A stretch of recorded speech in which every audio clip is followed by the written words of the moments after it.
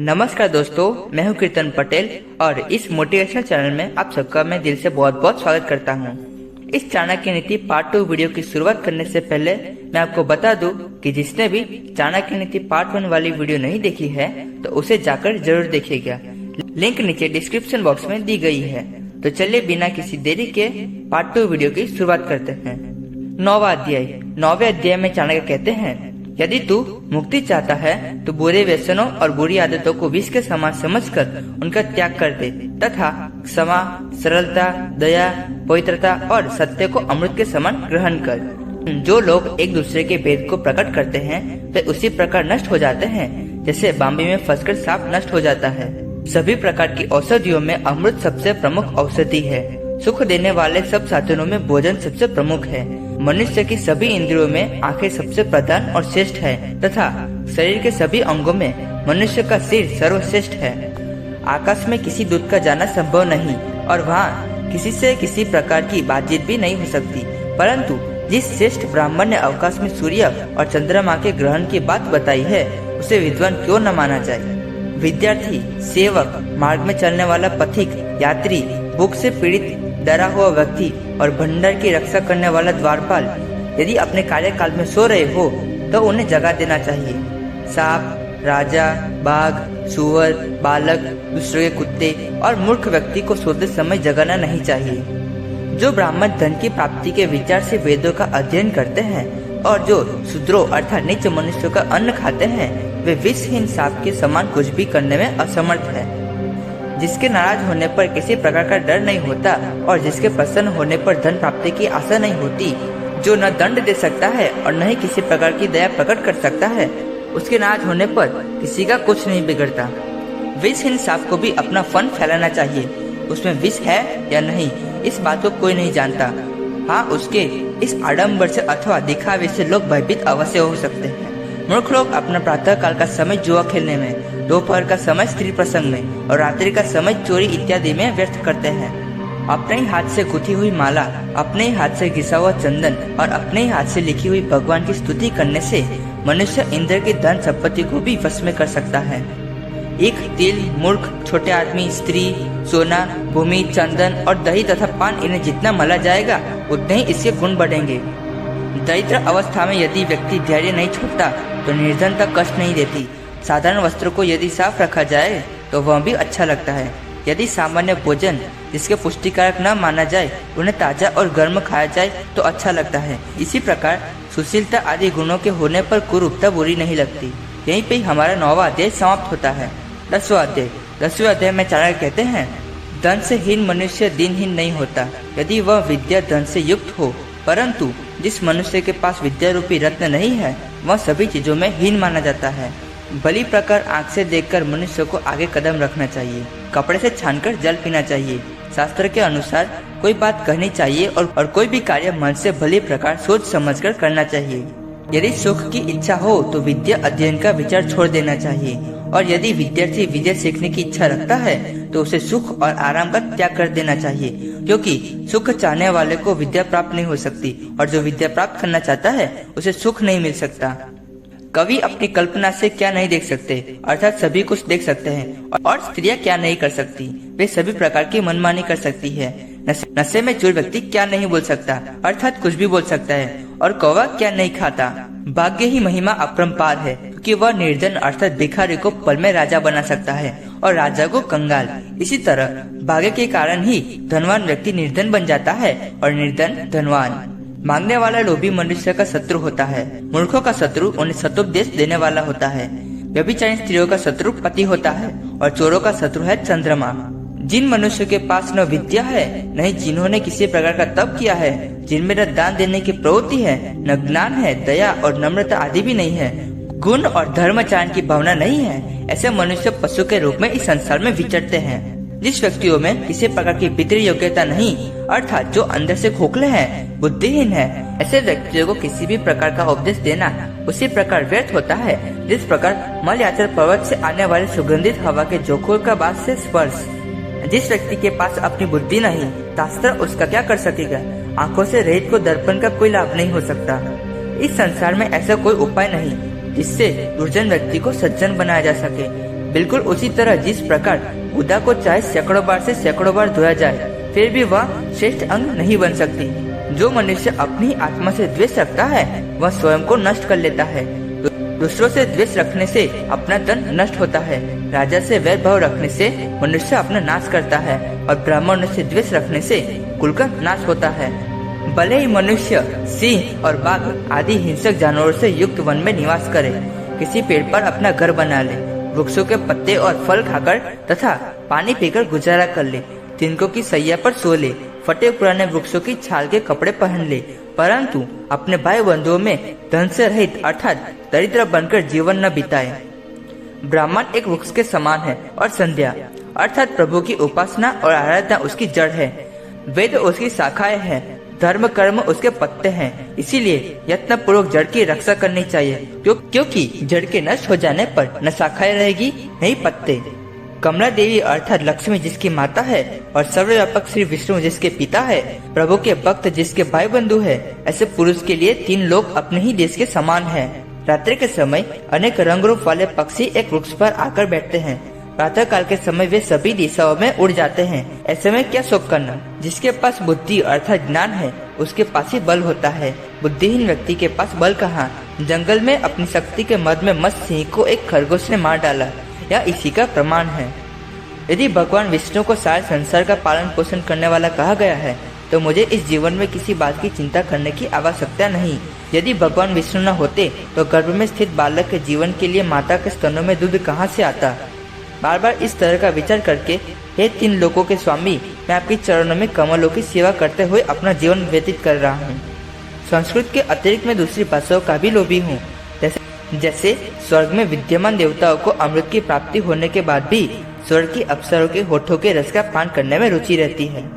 अन्न से 10 गुना अधिक शक्ति उसके आटे में है, आटे से 10 गुना अधिक शक्ति उसके दूध में है, दूध से 8 गुना अधिक शक्ति मांस में है और मांस से 10 गुना अधिक शक्ति घी में है। साग खाने से रोग बढ़ते हैं, दूध से शरीर मोटा होता है, घी से वीर्य की वृद्धि होती है और मांस से मांस बढ़ता है। 11वें अध्याय में चाणक्य कहते हैं, दान देने की इच्छा, मधुर भाषण, धैर्य और उचित अथवा अनुचित के ज्ञान, ये 4 गुण मनुष्य में सहज स्वभाव से ही होते हैं। अभ्यास से उन्हें प्राप्त नहीं किया जा सकता। जो मनुष्य अपने समुदाय के लोगों को छोड़कर दूसरे के समुदाय का सहारा लेते हैं वह उसी प्रकार नष्ट हो जाता है जैसे दूसरों के धर्म का आश्रय लेने वाला राजा। हाथी लंबे चौड़े शरीर वाला होता है, परंतु उसे बहुत से छोटे अंकुश द्वारा वश में किया जाता है। दीपक जलने पर अंधकार नष्ट हो जाता है, तो क्या अंधकार दीपक के आकार का होता है? हथौड़े की चोट के कारण से बड़े बड़े पर्वत गिर पड़ते हैं, तो क्या पर्वत का आकार प्रकार हथौड़े से छोटा होता है? प्रत्येक वस्तु अपने तेज के कारण ही बलवान होती है। लंबा चौड़ा शरीर कोई मायने नहीं रखता है। लोग ऐसा मानते हैं कि कलयुग के 10,000 वर्ष समाप्त होने के बाद परमात्मा पृथ्वी का त्याग कर देते हैं। उससे आधे अर्थात 5,000 वर्ष समाप्त होने पर गंगा का जल पृथ्वी को छोड़ देता है और उसके आधे वर्ष समाप्त होने पर गांव का देवता गांव छोड़कर चला जाता है। जिस व्यक्ति के घर में अधिक आसक्ति है, घर में अधिक मोह और लगाव है, उसे विद्या की प्राप्ति नहीं हो सकती। जो लोग मांस खाते हैं उनमें दया नहीं, जो लोग धन के लोभी होते हैं उनमें सत्य नहीं होता, तथा दुराचारी, व्यभिचारी और भोग विलास में लगे रहने वाले मनुष्य में पवित्रता का अभाव रहता है। जिस प्रकार नीम के वृक्ष को दूध और घी से सींचने पर भी उसमें मिठास पैदा नहीं होती, उसी प्रकार दुर्जन व्यक्ति अनेक प्रकार से समझने बुझने पर भी सज्जन नहीं हो पाता। जिस दुष्ट का अंतःकरण काम वासना आदि मलों से भरा हुआ है, ऐसे मनुष्य यदि सैकड़ों बार भी तीर्थ स्नान करे तो भी पवित्र नहीं हो सकता। बिल्कुल उसी तरह जिस प्रकार शराब रखने का बर्तन आग जलने पर भी शुद्ध नहीं हो सकता। जिसे किसी की गुणों की श्रेष्ठता का ज्ञान नहीं, वह सदा उनकी निंदा करता रहता है। उसके ऐसा करने से किसी को आश्रय नहीं होता। जैसे बेलिन हाथी के मस्तक में उत्पन्न होने वाली गज मुक्ता को छोड़कर कुंगतियों की माला ही धारण करती है। जो व्यक्ति पूरे वर्ष तक मौन रहकर चुपचाप भोजन करता है, वह 1 करोड़ वर्ष तक स्वर्ग में आदर सम्मान प्राप्त करता है। विद्यार्थी के लिए आवश्यक है कि वह काम, क्रोध, लोभ, स्वादिष्ट पदार्थों की इच्छा, श्रृंगार, खेल तमाशे के अधिक सोना और चापलूसी करना आदि इन 8 बातों का त्याग कर दे। जो बिना खेती की हुई भूमि से उत्पन्न होने वाले फल और कंदमूल आदि को खाकर निर्वाह करता है और सदा जंगल में रहकर ही प्रसन्न रहता है और जो प्रतिदिन श्राद्ध रखता है, ऐसा ब्राह्मण ऋषि कहलाता है। एक समय भोजन करने से जो संतुष्ट है, जो नित्य अपने कर्तव्यों को पूरा करता रहता है। स्त्री का संग ऋतुकाल में केवल संतान की उत्पत्ति करने के लिए ही करता है, उपभोग के लिए नहीं। ऐसे ब्राह्मण को ही द्विज कहा जाता है। सदा सांसारिक कार्यों में संलग्न, पशुओं के पालक, व्यापार और खेती वाले ब्राह्मण को वैश्य कहा जाता है। जो ब्राह्मण वृक्षों की लाख, तेल, नील, कपड़े आदि रंगने का रंग, शहद, घी, शराब, मांस आदि चीजों का व्यापार करता है उसे शूद्र कहते हैं। जो दूसरों के कार्य को बिगाड़ता है, ढोंगी है, अपना ही स्वार्थ सिद्ध करने में लगा रहता है, दूसरों को धोखा देता है, सबसे द्वेष करता है, ऊपर से देखने में अत्यंत नम्र और अंदर से पैनी छुरी के समान है, ऐसे ब्राह्मण को बिलाव कहा गया है। जो ब्राह्मण पानी के स्थानों, बावड़ी, कुआं, तालाब, बाग बगीचों और मंदिरों में तोड़फोड़ करने में किसी प्रकार का भय नहीं अनुभव करते हो, उन्हें मलेच्छ कहा जाता है। जो देवताओं और गुरु के धन को चुरा लेता है, दूसरों की स्त्रियों के साथ सहवास करता है और जो सभी तरह के प्राणियों के साथ अपना जीवन गुजार लेता है, उस ब्राह्मण को चांडाल कहा जाता है।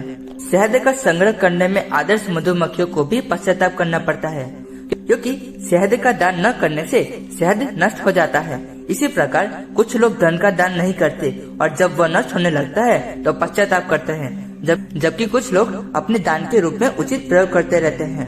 राजा बलि, कर्ण और विक्रमादित्य दान करने के कारण ही आज तक समाज में सम्मान के पात्र है।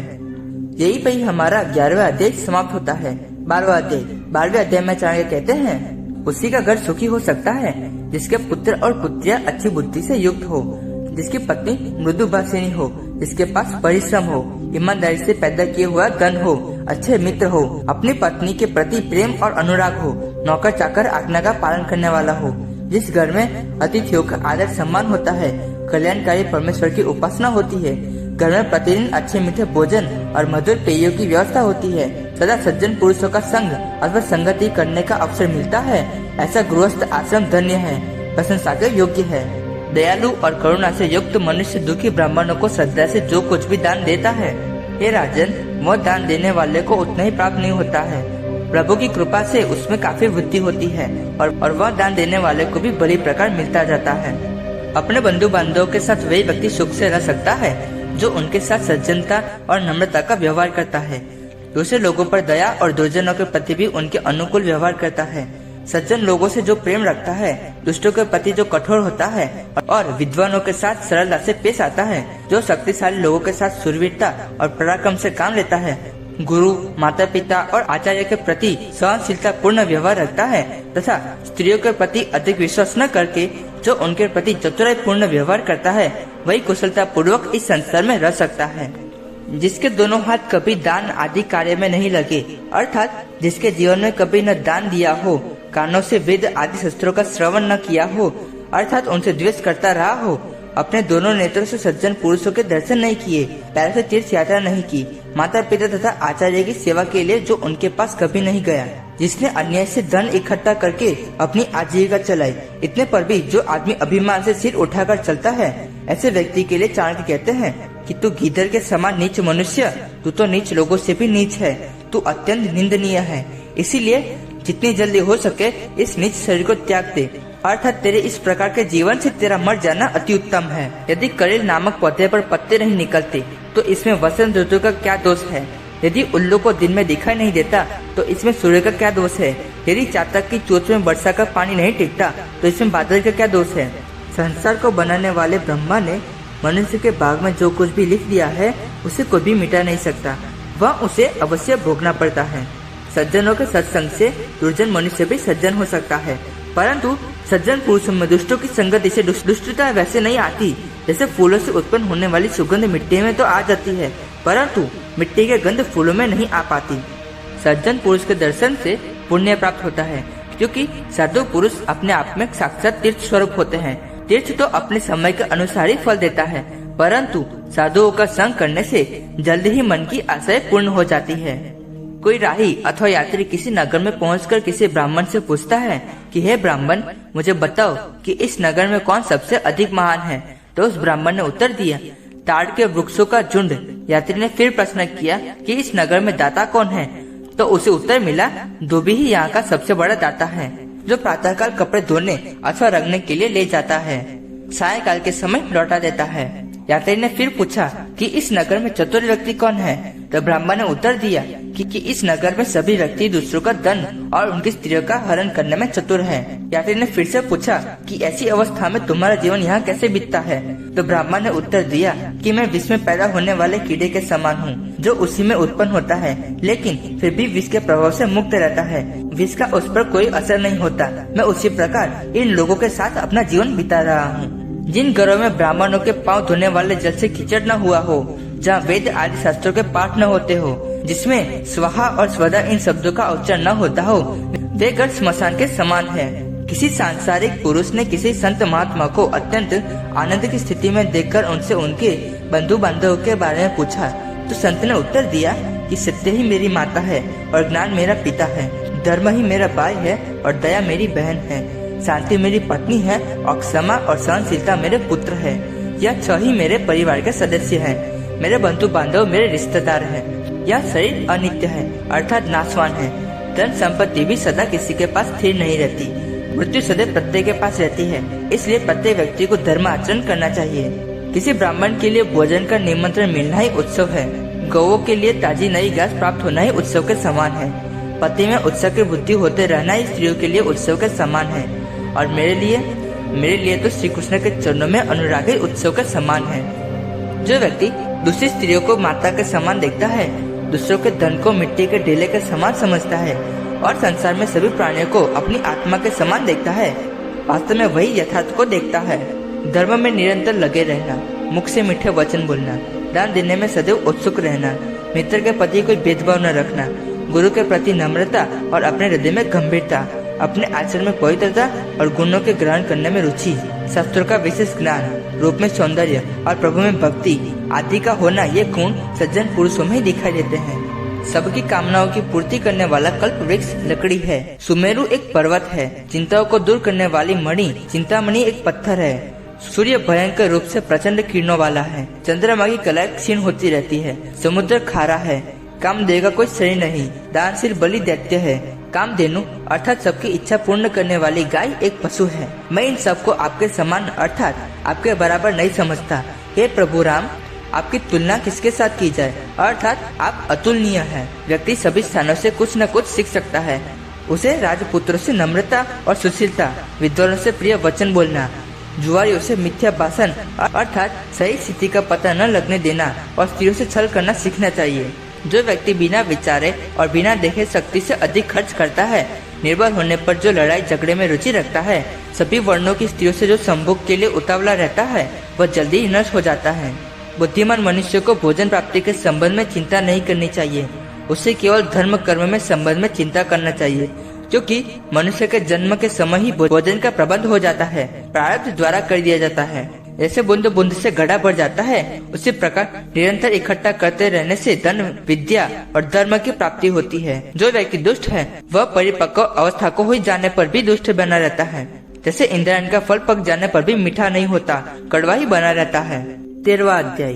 13वें अध्याय में चाणक्य कहते हैं, मनुष्य को यदि एक मुहूर्त अर्थात 48 मिनट का जीवन भी मिले तो उसे उत्तम और पुण्य कार्य करते हुए जीवित रहना चाहिए, क्योंकि ऐसा ही जीवन उत्तम है। परंतु इस लोक और परलोक में दुष्ट कर्म करते हुए हजारों वर्ष जीना भी व्यर्थ है। जो बातें बीत चुकी हैं, उन पर शोक नहीं करना चाहिए। बुद्धिमान लोग वर्तमान समय के अनुसार कार्य में लगे रहते हैं। देवता, सज्जन और पिता स्वभाव से संतुष्ट होते हैं। बंधु बांधव अच्छे खान पान से, जबकि पंडित मधुर भाषण से ही प्रसन्न हो जाते हैं। महात्माओं और सज्जनों का चरित्र बड़ा विचित्र होता है। वे धन को तिनके के समान समझते हैं, परंतु तब उसके बाद से वह झुक जाते हैं अर्थात विनम्र बन जाते हैं जब वह आता है। जिसका किसी के प्रति स्नेह अथवा प्रेम होता है, उसी से उसको भय भी रहता है। स्नेह अथवा प्रेम ही दुख का आधार है। स्नेह ही सारे दुखों का मूल कारण है। इसीलिए उन स्नेह बंधनों को त्याग कर सुख पूर्वक रहने का प्रयत्न करना चाहिए। आने वाले कष्ट को दूर करने के लिए जो पहले से ही तैयार रहता है और जो विपत्ति आने पर उसे दूर करने का उपाय सोच लेता है, ये दोनों प्रकार के व्यक्ति अपने सुख की वृद्धि करते हैं अर्थात सुखी रहते हैं। तथा जो यह सोचता है कि जो भाग्य में लिखा है वही होगा, ऐसा व्यक्ति नष्ट हो जाता है। राजा के धर्मात्मा होने पर प्रजा भी धार्मिक आचरण करती है। राजा के पापी होने पर प्रजा भी पाप में लग जाती है। राजा उदासीन रहता है, राजा उदासीन रहता है तो प्रजा भी उदासीन रहने लगती है, क्योंकि प्रजा वैसा ही आचरण करती है जैसा राजा करता है। चाणक्य कहते हैं कि मैं धर्म से रहित अधर्मी व्यक्ति को जीवित रहने पर भी मरे हुए के समान समझता हूँ, जबकि धर्मयुक्त मनुष्य मृत्यु के बाद भी जीवित रहता है। इस बात में किसी प्रकार का संदेह नहीं। जिस मनुष्य के पास धर्म, अर्थ, काम और मोक्ष इन चारों में से एक चीज भी नहीं है, उसका जन्म बकरी के गले में लटकते हुए स्तनों के समान निरर्थक होता है। नीच मनुष्य दूसरे व्यक्ति के यश को बढ़ता हुआ देखकर उसकी यश रूपी कीर्ति से जलते हैं, और जब उस पद को प्राप्त करने में असमर्थ रहते हैं तब उस व्यक्ति की निंदा करने लगते हैं। मनुष्य अपने विचार के कारण ही अपने आप को बंधन में फंसा हुआ मानता है, और अपने विचार के कारण ही अपने आप को बंधनों से मुक्त समझता है। विषय वासना ही मनुष्य के बंधन का कारण है, और विषय वासनाओं से मुक्त होकर ही मनुष्य को मोक्ष प्राप्त होता है। अपने शरीर के अभिमान से नष्ट हो जाने पर, अपने आप को परमात्मा से युक्त जान लेने पर भी मन जहाँ जाता है वहाँ उसी समाधि से युक्त समझना चाहिए। मनुष्य के मन की सभी इच्छाएं कभी भी पूर्ण नहीं होती, क्योंकि वे सभी योग्य के अधीन है। इसलिए मनुष्य को अपने जीवन में संतोष धारण करना चाहिए। जिस प्रकार हजारों गाय में बछड़ा केवल अपनी माँ के ही पास जाता है, उसी प्रकार जो कर्म किया जाता है वह कर्म करने वालों के पीछे पीछे चलता है। बेढंगे काम करने वाले को न समाज में सुख मिलता है न ही जंगल में। ऐसे व्यक्ति को समाज में मनुष्य का संसर्ग दुखी करता है, जबकि जंगल में अकेलापन। जैसे फावड़े को खोदने पर पृथ्वी से जल प्राप्त होता है, वैसे ही गुरु की सेवा करने वाला विद्यार्थी विद्या को प्राप्त करता है। मनुष्य को कर्मों के अनुसार ही फल मिलता है, और मनुष्य की बुद्धि भी कर्मों के अनुसार ही कार्य करती है। इतने पर भी बुद्धिमान और सज्जन भली बातें सोच विचार करके ही कार्य करते हैं। एकाक्षर मंत्र देने वाले गुरु की जो वंदना नहीं करता, वह कुत्ते की योनि में 100 बार जन्म लेकर फिर चंडाल के घर में उत्पन्न होता है। एक युग के अंत में सुमेरु पर्वत भी अपने स्थान पर स्थिर नहीं रहता। कल्प के अंत में भी अपनी सीमाएं लांघकर इस संसार को कष्ट में डाल देता है, परंतु श्रेष्ठ हाथ में लिए हुए कार्य को पूरा करने की प्रतिज्ञा से विचलित नहीं होते। यहीं पे हमारा 13वां अध्याय समाप्त होता है। 14वां अध्याय।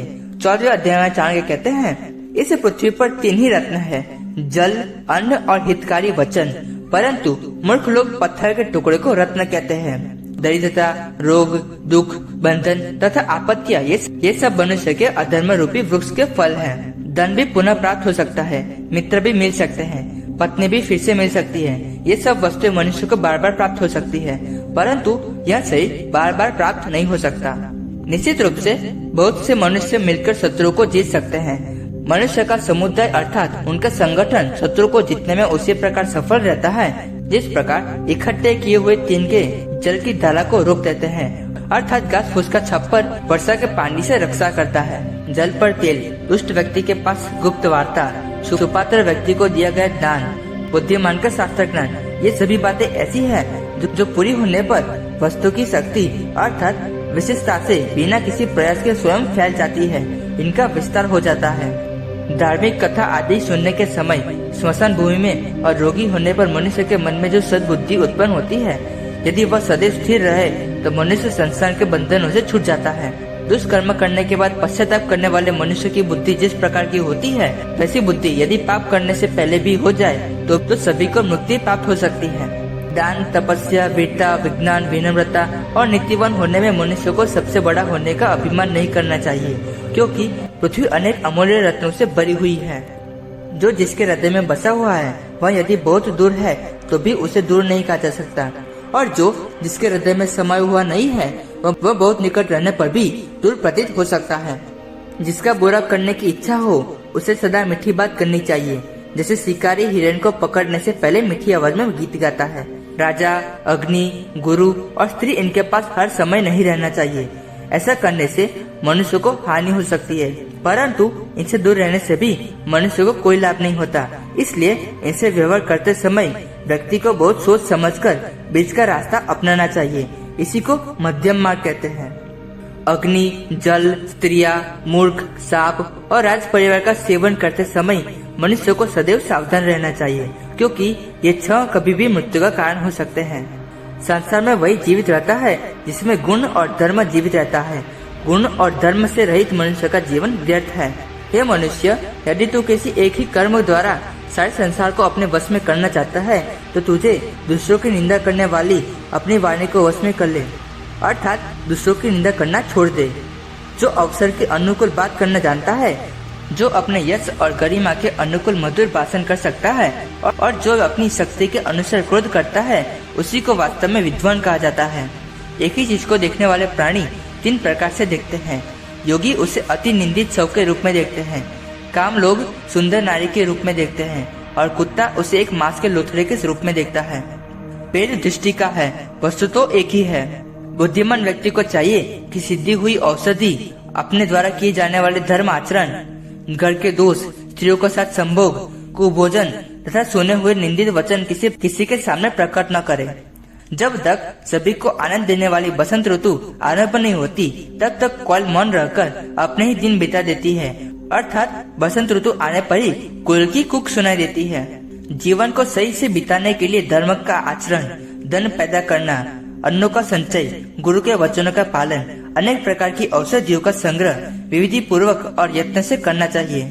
हे मनुष्य, दुष्टों के संग को त्याग दे और सज्जन पुरुषों का संग कर। दिन रात अच्छे कार्य किया कर, सदैव संसार को नाशवान समझकर परमेश्वर का ध्यान किया कर। यहीं पे हमारा 14वां अध्याय समाप्त होता है। 15वां अध्याय। 15वें अध्याय में चाणक्य कहते हैं, जिसका हृदय प्राणी मात्र दया से पिघल जाता है, उसे ज्ञान और मोक्ष प्राप्त करने तथा जटा धारण और शरीर पर भस्म लगाने की क्या आवश्यकता है। जो गुरु अपने शिष्य को एक अक्षर ओम अर्थात परमेश्वर का ठीक से ज्ञान करवा देता है, उस गुरु के ऋण से शिष्य मुक्त नहीं हो पाते। संसार में ऐसा कोई पदार्थ नहीं जिसे गुरु को समर्पित करके शिष्य गुरु के ऋण से मुक्त हो सके। दुर्जन और कांटे, इन 2 चीजों से बचने के 2 ही उपाय हैं। या तो जूतों से उनका मुंह कुचल दिया जाए, उसके अस्तित्व को ही समाप्त कर दिया जाए, अथवा उनको दूर से ही त्याग कर दिया जाए। गंदे कपड़े पहनने वाले, गंदे दांतों वाले अर्थात दांतों की सफाई न करने वाले, अधिक भोजन करने वाले, कठोर वचन बोलने वाले, सूर्य उदय होने तथा सूर्यास्त के समय सोने वाले व्यक्ति को लक्ष्मी, स्वार्थ, सौंदर्य और शोभा त्याग देती है, भले विष्णु क्यों ना हो। जब मनुष्य के पास धन नहीं रहता तो उसके मित्र, स्त्री, नौकर चाकर और भाई बंधु सब उसे छोड़कर चले जाते हैं। यदि उसके पास फिर से धन संपत्ति आ जाए तो फिर उसका आश्रय ले लेते हैं। संसार में धन ही मनुष्य का बंधु है। अन्याय से कमाया हुआ धन अधिक से अधिक 10 वर्ष तक आदमी के पास ठहरता है और 11वें वर्ष प्रारंभ होते ही ब्याज और मूल के सहित नष्ट हो जाता है। समर्थ और शक्तिवान पुरुष यदि कोई अनुचित कार्य भी करता है तो उसे उचित समझा जाता है, जबकि नीच पुरुष द्वारा किया गया उचित कार्य भी अनुचित कहलाता है। उदाहरण के लिए राहुल नामक दैत्य के लिए अमृत भी मृत्यु का कारण बन गया और शिव के लिए विष भी उनके कंठ का आभूषण माना गया। विष पान के कारण उनकी मृत्यु नहीं हुई, बल्कि उन्हें नीलकंठ कहा जाने लगा। वास्तविक भोजन वह है जो ब्राह्मण आदि को खिला देने के बाद बचता है, अर्थात गृहस्थ को चाहिए कि वह स्वयं भोजन करने से पहले ब्राह्मण को भोजन कराए। इसी प्रकार प्रेम और स्नेह उसे ही कहा जा सकता है जो परायों से किया जाता है।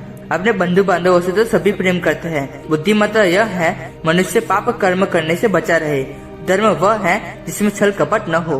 किसी विशेष व्यक्ति में रत्न चाहे पैरों पर लुढ़कता रहे और कांच को सिर पर धारण किया जाए, परंतु जब बेचने अथवा लेने का समय आता है तो कांच को कांच और रत्न को रत्न ही कहा जाता है। वेद आदि शास्त्र अत्यंत विशाल है, वे ज्ञान के समुद्र है। विद्या भी बहुत सी है, परंतु मनुष्य की आयु सीमित है और उसके मार्ग में कठिनाई भी बहुत सी आती है। इसलिए उसके लिए उचित है कि वह शास्त्रों से सारभूत बातों को उसी प्रकार ग्रहण कर ले जिस प्रकार हंस पानी में मिले हुए दूध से दूध ग्रहण कर लेता है। दूर से चलकर आने वाला यात्री थका हुआ होता है। बिना किसी स्वार्थ के घर में आए हुए अतिथि की पूजा किए बिना जो घर का स्वामी स्वयं भोजन कर लेता है उसे निश्चय ही चंडाल कहा जाता है। जो लोग वेद आदि शास्त्रों का अध्ययन करने के बाद भी आत्मा परमात्मा के संबंध में कुछ नहीं जानते, वे आत्मज्ञान से रहित उस कलछी की तरह है जो स्वादिष्ट साग सब्जी में तो घूमती है, परंतु उसे उसके स्वाद का बिल्कुल भी ज्ञान नहीं होता। इस संसार सागर में ब्राह्मण रूपी नौका धन्य है जो उल्टी गति से चलती है। यह उल्टी गति क्या है? जो इस नाव के नीचे रहते हैं वे सब तो बहुत सागर से पार उतर जाते हैं और जो नाव के ऊपर चढ़ते हैं उनका पतन हो जाता है। दूसरे के घर में जाने वाले व्यक्ति का सम्मान घटता है, वह छोटा होता है। जैसे चंद्रमा को अमृत का भंडार कहा जाता है, यह गुणाकारी औषधियों का स्वामी भी है। इसकी छवि अथवा इसकी किरणों का अमृत के समान माना जाता है। इसमें कांति भी है, अर्थात यह प्रकाश से युक्त है। परंतु जब यही चंद्रमा सूर्य मंडल पर जाता है तो वे तेज रहित हो जाता है। वहाँ उसकी सारी चमक दमक समाप्त हो जाती है। भौरा कमलिनी के फूल की पंखुड़ियों में बैठा रहता है, उसके पराग का रस चूसता रहता है और उसके मध्य में मस्त बना रहता है। परंतु देव योग से जब उसे एक स्थान से किसी दूसरे स्थान को जाना पड़ता है तो वहाँ उसे करील आदि वृक्षों के फलों से रस तो मिल जाता है, किंतु कांटों के कारण काफी कष्ट उठाना पड़ता है। विष्णु लक्ष्मी से पूछते हैं कि वह ब्राह्मणों से नाराज क्यों रहती है, तो उत्तर देती हुई लक्ष्मी कहती है, ऋषि अगस्त्य ने नाराज होकर मेरे पिता समुद्र को ही पी लिया था। ब्राह्मण भृगु ने क्रोध में आकर आपकी छाती पर लात मारी थी और ये ब्राह्मण लोग बचपन से ही मेरी सौत सरस्वती को प्रसन्न करने का प्रयत्न करते हैं। प्रतिदिन शिव की पूजा के लिए मेरे निवास स्थान से कमल पुष्पों को उजाड़ देते हैं। हे स्वामी, यही कारण है जिससे मैं ब्राह्मणों से सदा दूर रहती हूँ। इस संसार में बहुत से बंधन है, परंतु प्रेम रूपी रस्सी का बंधन कुछ विचित्र है। लकड़ी को छेदने की शक्ति रखने वाला भौरा भी कमल के फूल में बंद होकर निष्क्रिय हो जाता है। कमल की पंखुड़ियों को काटने पर भी उसमें शक्ति होती है, उनके प्रति अतिरिक्त प्रेम भावना होने के कारण वह ऐसा नहीं करता। चंदन का वृक्ष कट जाने पर भी अपनी सुगंध नहीं छोड़ता, बूढ़ा हो जाने पर भी हाथी अपनी क्रियाएं नहीं छोड़ता, कोल्हू पर पेड़ दिए जाने के बाद भी एक अपनी मिठास को नहीं छोड़ता। इसी प्रकार कुलीन मनुष्य निर्धन हो जाने पर भी अपनी शालीनता को नहीं छोड़ता। यहीं पे हमारा 15वां अध्याय समाप्त होता है। 16वां अध्याय। 16वें अध्याय में चाणक्य कहते हैं, जिस मनुष्य ने संसार रूपी जाल को काटने के लिए प्रभु के स्वरूप का ध्यान नहीं किया, जिसने स्वर्ग के द्वार खोलने के लिए धर्म रूपी धन का संग्रह नहीं किया, जिसने स्वप्नभवी नारी के सुंदर स्तनों को और जांघाओं का आलिंगन नहीं किया, वह माता के यौवन रूपी वृक्ष को काटने वाले कुल्हाड़े के काम करता है। वैश्याओं की किसी एक से पति नहीं होती, वे बातचीत तो किसी अन्य व्यक्ति से करती है, परंतु हाव भाव पूर्वक देखती किसी अन्य व्यक्ति को है और अपने हृदय में चिंतन किसी अन्य व्यक्ति का करती है। इसी प्रकार वैश्याओं का प्रेम किसी एक व्यक्ति के लिए नहीं होता, यह उनका स्वभाव है। जो व्यक्ति ये समझता है कि कोई वैश्या उससे प्रेम करती है तो वह उसकी मूर्खता है। जो मूर्ख यह समझता है कि कामुक स्त्री केवल उसी से प्रेम करती है, वह उसके वश में होकर कठपुतली के समान उसके इशारों पर नाचता रहता है। इस संसार में ऐसा कोई व्यक्ति नहीं जिसे धन और ऐश्वर्य की प्राप्ति होने पर भी अभिमान न हुआ हो। कोई भी विषय भोगों में लिप्त व्यक्ति ऐसा नहीं हुआ जिसे कष्ट न भोगने पड़े हो। संसार में ऐसा कौन सा व्यक्ति है जो सुंदर स्त्रियों के वश में न हुआ हो। मांगने वाले व्यक्ति को कब सम्मान मिला है, और कौन ऐसा व्यक्ति है जो दुष्ट लोगों के चक्कर में फंसकर कुशलता पूर्वक संसार में रह सकता हो। मनुष्य अपने अच्छे गुणों के कारण ही श्रेष्ठता को प्राप्त होता है, ऊंचे आसन पर बैठने के कारण नहीं। राजा भवन की सबसे ऊंची चोटी पर बैठने पर भी कौवा भी गरुड़ नहीं बन सकता। सभी स्थानों पर मनुष्य का आदर सत्कार उनके गुणों के कारण ही होता है।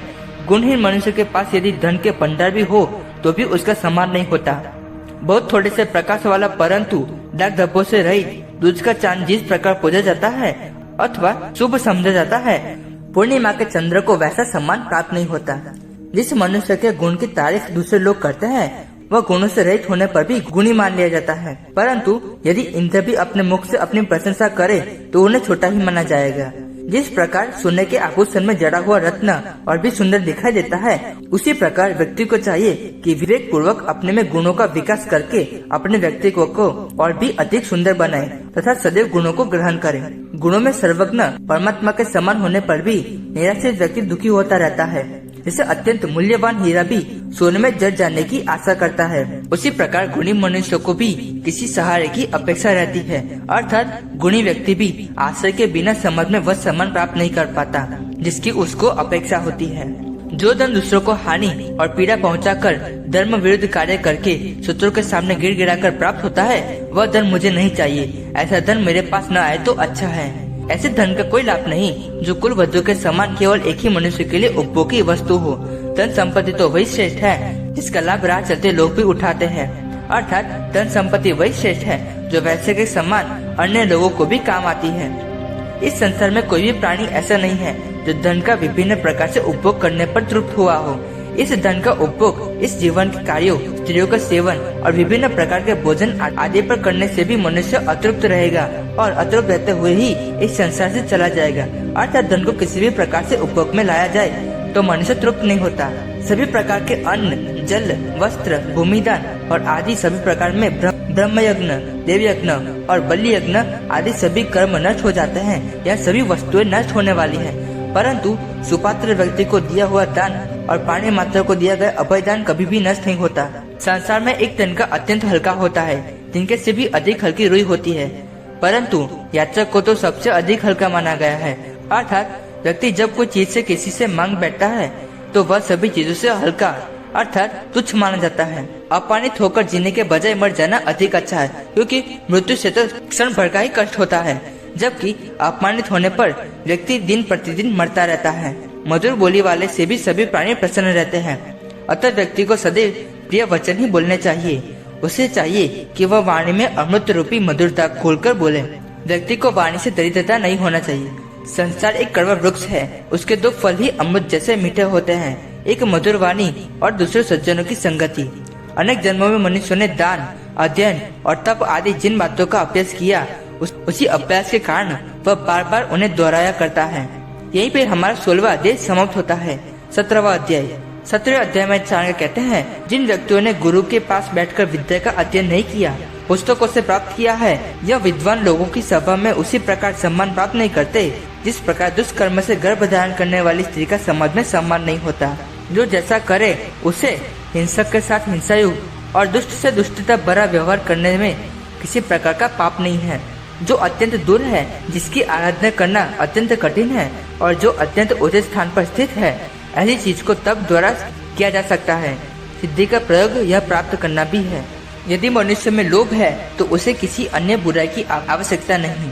यदि व्यक्ति चुगलखोर है तो इससे बढ़कर और क्या पाप हो सकता है। यदि उसके जीवन में सत्यवादिता, सत्याचरण आदि गुण है तो उसे तप करने की क्या आवश्यकता। यदि मनुष्य का मन पवित्र है तो विभिन्न तीर्थों पर जाकर वहाँ स्नान करने के क्या लाभ। यदि मनुष्य में प्रेम है तो उसे अन्य गुणों की क्या आवश्यकता है। यदि संसार में उसका यश फैल रहा है तो उसे अन्य किसी आभूषण की क्या आवश्यकता है। उसे अपने शरीर को सजाने के लिए आभूषण की आवश्यकता नहीं है। यदि उसके पास उत्तम विद्या है, उसे किसी अन्य धन की आवश्यकता नहीं है। और यदि उसका अभ्यास फैल रहा है तो उसे मृत्यु से क्या लेना देना। वह जीते जी मृत्यु के समान है। समुद्र शंख का पिता है, लक्ष्मी का जन्म भी समुद्र में हुआ है, अर्थात शंख की बहन है। शंख चंद्रमा के समान चमकता है। इतने पर भी यदि कोई शंख बजाकर भीख मांगता है तो यह समझना चाहिए कि दान दिए बिना मान सम्मान नहीं होता। शक्तिहीन व्यक्ति सज्जन, निर्धन ब्रह्मचारी, रोगी देवार्चन करने वाला और बूढ़ी स्त्री पतिव्रता बन जाती है। अन्न और जल के समान कोई श्रेष्ठ दान नहीं, द्वादशी के समान कोई श्रेष्ठ तिथि नहीं, गायत्री से बढ़कर कोई मंत्र नहीं और माता से बढ़कर कोई देवता नहीं। सांप का विष उसके दांत में होता है, मक्खी का विष उसके सिर में रहता है, बिच्छू का विष उसकी पूंछ में रहता है, बिच्छू का विष उसकी पूंछ में होता है। अर्थात इन सभी विषैले प्राणियों के एक एक अंग में विष होता है, लेकिन दुर्जन मनुष्य के सभी अंग विष से भरे हुए होते हैं।